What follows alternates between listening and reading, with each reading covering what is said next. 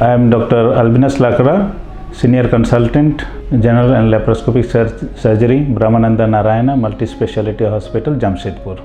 आज हम डिस्कस करेंगे हर्निया के ऊपर। हर्निया बेसिकली कॉमन दो टाइप का हर्निया, इंग्विनल हर्निया और इंसिशनल हर्निया। पहले इंग्विनल हर्निया को डिस्कस करते हैं। हर्निया कहाँ होता है? इंग्विनल हर्निया होता है पेट का नीचे हिस्सा में और जांघ का ऊपर, दोनों साइड। एक साइड हो सकता है उसको बोलते हैं यूनिलैटरल, और दोनों साइड होने से उसको बायलैटरल बोलते हैं। ये बाय बर्थ रह सकता है या यंग एडल्ट में दिखता है या एल्डरली बुढ़ापा में दिखाई देता है। तो जो बर्थ में होता है वो जन्म से टेस्टिस जो है, टेस्टिस पेट का अंदर डेवलप होता है। उसके बाद बर्थ से पहले, जन्म से पहले वो नीचे आ जाता है एब्डोमेन पेट का अंदर से। उसी चैनल में, उसी रास्ता में वो जो चैनल है वो पेटेंसी रह जाता है, मतलब वो खुला रह जाता है, तो वहाँ से हर्निया हो जाता है। यंग एडल्ट में खास करके ये चैनल पूरा बंद नहीं हुआ होगा, थोड़ा सा रह गया होगा। वो भारी काम, कोई स्ट्रेनस एक्टिविटीज़ करने से या क्रॉनिक खांसी है, खांसने के बाद फिर वो वाइड हो जाता है कि वहाँ से हर्निया डेवलप करता है। और एल्डरली पेशेंट में बेसिकली वीकनेस का चलते होता है। अगर लोअर एब्डोमेन, लोअर पार्ट, नीचे हिस्सा जांघ का ऊपर अगर कमजोरी है पेट का हिस्सा में, तो वो मसल थिन्ड आउट हो जाता है, वीक हो जाता है, तो वहाँ से बल्ज होके हर्निया निकल आता है। तो हर्निया किसको बोलते हैं?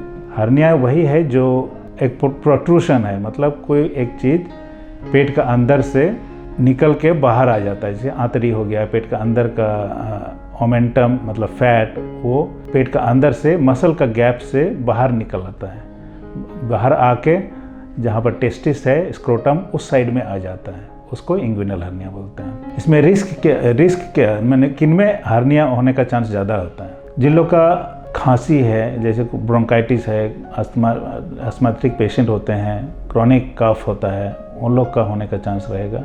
फिर जो लोग भारी काम करते हैं, भारी सामान उठाते हैं, बहुत ताकत लगा के, पेट में प्रेशर बनता है, वो प्रेशर से जो वीक पॉइंट्स हैं नीचे हर्निया का जगह, वो वहीं से बल्ज होके फिर हर्निया हो जाता है। तीसरा है फेमिलियल है। फेमिलियल मतलब कि परिवार में जेनेटिकली वैसी कमजोरी रहता है नीचे हिस्सा में, तो वहाँ वीकनेस होने के चलते बल्ज हो जाता है, पेट का अंदर से प्रेशर बन के आ जाता है। ये ओबेसिटी, जैसे बहुत मोटापा है, पेट के अंदर में बहुत चर्बी है, प्रेशर ज़्यादा है पेट का अंदर में, तो वीक जगह से फिर बल्ज आ जाता है, वो बल्ज होके वहाँ से हर्निया होता है। तो इसका कॉम्प्लिकेशन क्या होता है? ये हर्निया जब बड़ा हो जाता है, जो चैनल है पेट का अंदर का, इंटेस्टिन्स जो है या फैट या ओमेंटम जो है, वो बाहर आके अटक जाता है। कभी जोर से छींक दिए, खांस दिए, कोई भारी सामान उठाए, तो इंटेस्टिन्स है, आंत है या फैट, वो बाहर आके अटक गया, बाहर ही रह गया और अंदर नहीं गया, तब वहाँ पर स्वेलिंग होता है, पेन होता है। और अगर उसमें आंतरी है, आंतरी अटक गया, फंस गया, तो आंतरी में फिर स्टूल या उनका गैस जो निकल नहीं पाएगा, तो पेट फूलने लगेगा, पॉटी नहीं होगा, गैस नहीं छूटेगा, फिर उल्टी होने लगेगा, पेट फूल जाएगा। ये सब कॉम्प्लिकेशंस होता है, उसको ऑब्स्ट्रक्शन बोलते हैं। ये ऑब्स्ट्रक्शन अगर काफ़ी देर रह गया और उसमें अगर ब्लड सप्लाई ऑर्गन को, मतलब आंतरी को ब्लड सप्लाई बंद हो जाता है, तो स्ट्रैंगुलेशन हो जाता है, वो सड़ने लगता है। फिर इसका मेजर सर्जरी करना पड़ता है, इमीडिएट सर्जरी करना पड़ता है, वो लाइफ सेविंग प्रोसीजर हो जाता है। इसलिए हर्निया अगर है, इंग्विनल हर्निया, तो इनमें ऑपरेशन करना ज़रूरी है।